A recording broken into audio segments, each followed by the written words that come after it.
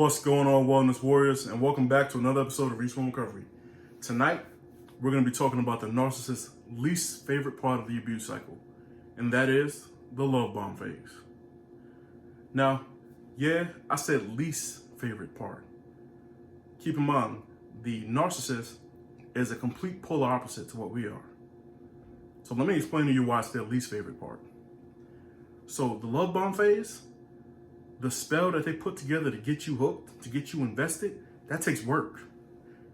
They have to study you. They have to learn what you consider an ideal partner.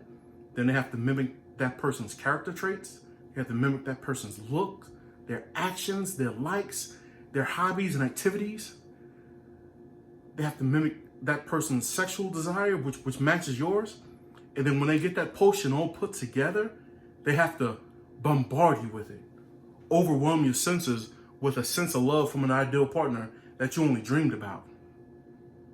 That's work to a narcissist. And sometimes they don't get it right on the first try. So they have to make changes to that concoction, to that spell, to really get you to the point where they get you invested. Now, remember I said we're polar opposites.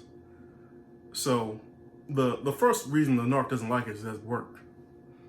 The second reason the narc doesn't like it is think of what opposite of what you would like. So I'm an empath. A lot of you are empaths as well. If you're not, maybe you're just a normal person, but not a narcissist if you're watching this, hopefully. But what we would want from a relationship is we want that loving, caring, affectionate, that union between two best friends that lasts a lifetime. That's our ideal goal for a relationship. Those are our relationship goals. The narc is the complete opposite. They're not so much concerned with the relationship, but they want the supply. Now, as I said in the earlier video, they're going to get that supply, that validation by any means necessary. That's why they embark on the love bomb phase. The love bomb phase is to get you hooked. The love bomb phase is to get you invested so that they can get you towards the abuse. Keep in mind, there are two types of supply: positive supply and negative supply. Positive supply being praise, affirmation that they're receiving from someone else. Negative supply is really an overarching term to cover all types of abuse, whether it be physical, emotional, sexual, verbal. It's just any type of travesty you would face from another person is going to be negative supply or narcissistic abuse. So just to kind of give you a quick example of what you'd liken it to, the narcissist is suffering from some pain internally. So liken positive and negative supply to a pain drug. Positive supply being ibuprofen. You take that, now it numb it a little bit. It wears off fairly quickly and is not as effective. But negative supply is like one of those prescription pain drugs that puts you in la-la land, and it really has a huge effect on you. That's how narcissists look at supply. So I said all this to say that the love bomb phase is not really favorable for the narcissist. They're putting all this work up front in order to get you invested. It's taking a lot of time and effort for them. And yeah, they are getting some positive supply, but like I told you, that positive supply is really a quick hit. The thing that keeps them going is that investment. Because the narcissist knows the more they get you invested, the longer they can abuse you. And that abuse is what they're there for. That negative supply and that validation. Let's take another example to look at it. I don't know how many investors we have in there in stock, but when you first invest in stock or when you first invest in something significant, giving up that first bit of capital, that first big chunk of your money in order for that investment, it hurts a little bit. Well, I'm just speaking for myself. It hurts a little bit. But all in all, you know it's worth it in the long run. That's how the narc looks at you. That's what the love bomb phase is. It's an investment. They see you as a Fortune 500 company and you one of the top ones. Best supply in the business. And when they see you, they're like, oh, I got to get a piece of this. Let me go ahead and take this time, effort. Because that's pretty much what money is. Time, effort, and energy. Money is a form of energy. Let me invest it in this person up front. Because I know I'm going to get the benefit in the back end. The only thing with a narcissist is their benefit is your detriment. The love bomb phase is just the narcissist coming into your life as something that's familiar towards you to gain your trust and do as much harm and damage to your life as they possibly can. Now, what do I mean by familiar? Familiar in the sense of we've all thought of what our ideal mate would be. I've been thinking about that since childhood. There's certain things that I like in a female, certain characteristics. I'm sure some of you females out there, certain things you like in a man. It goes both ways. You already know, you have a predetermined, pretty much, look and behavior of who you think is going to be the best person for you. The narcissist just imitates that. And when they imitate it, it's familiar to you. And it's easier to gain your trust. And it's easier to get that investment from you. Now I see what you're saying. Man, that's just evil, man. That's demonic. It sure is. Come on, let's get up in here. The first place we're going to talk about, matter of fact, I don't even have to read from it. It's Genesis chapter 3. Y'all all know the story. It's Adam and Eve and the serpent in the garden. So you know how it plays out when Eve is at the tree with the serpent? The serpent is the devil. Now stop there for a second. Why didn't the devil just walk up to Eve and have the conversation with her? Why did he show up as one of the animals in the garden, something that's familiar? Think about that for a second. If he shows up as the devil, horns and all, as soon as he begins the conversation with Eve, she would surely reject him. But he shows up as something familiar. And because he's familiar, it gains him a chance to have that conversation, which gives him the gap to convince her to do the one thing that God told them not to do, which is eat of the tree of life. That's the same thing with the love bomb phase. That narcissist is not walking up to you as they truly are. They're walking up to you as the person you see as an ideal partner. Gives them a conversation. Gives them a chance to gain your trust. Then it gives them a chance to do you dirty later on down the line. So some of y'all still out there thinking, nah, that can't be it. That can't be all what the love bomb phase is. Yeah, it is.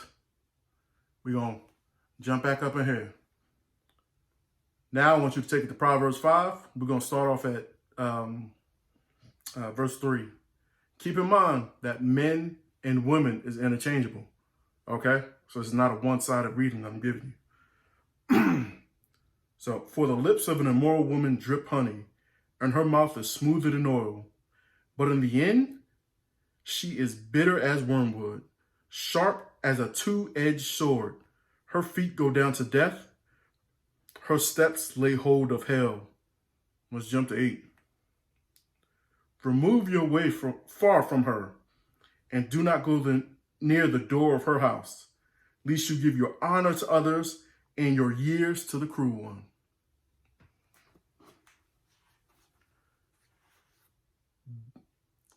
Sweet as honey is how it starts. Bitter as wormwood is how it ends. Leading to death. I mean, that's the love bomb phase all day, every day from a narcissist. Don't get it twisted. Don't get so caught up in how much you like it that you miss that part. They're living in a parallel dimension from you where everything is topsy-turvy. Okay, so I spent the whole first part of that video talking about the narcissist side of the love bomb phase. Now let's tackle the empath. Let's tackle us. Because we're oversaturated with everything we thought we wanted. And yes, I ain't gonna lie, I'll speak from personal perspective. It felt good. But there was a realization that hit me when I was coming towards the final discard in my situationship. I was at the triangulation phase where I myself was the primary supply and she had a secondary supply out there.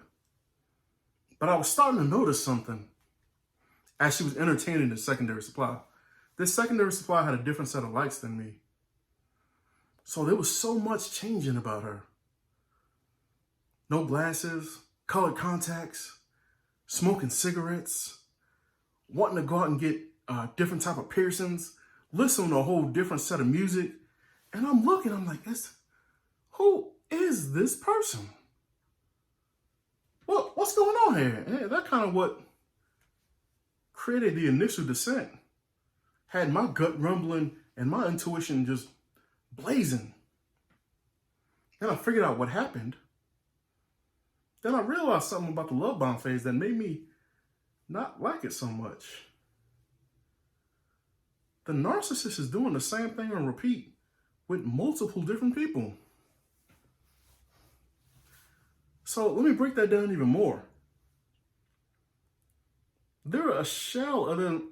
They're a shell of themselves. They're just changing the cover.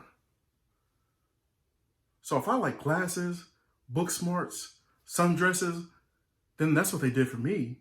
But for the previous partners before me, they switched up.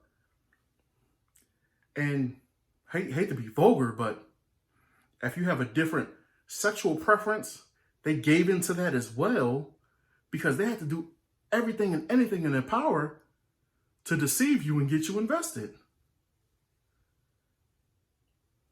Let's liken that. Here's what I did to really pull myself out of it. I likened it to a cheap motel room. All manner of stuff happening in them cheap motel rooms. But I'm not going to generalize all of them. But the one I'm thinking about, all manner of stuff is happening. All types of illicit sex, gambling, drugs. Now, think of that bed. That bed is a narcissist. That's where all that stuff happens. So that bed is saturated with all types of DNA from different people, blood, paraphernalia. And what happens is different people come in, stay on that bed and make their own DNA deposit and move on. So now you roll along to stay in that motel room, to lay on that bed. But what you don't realize is that the maids, they never changed the sheets.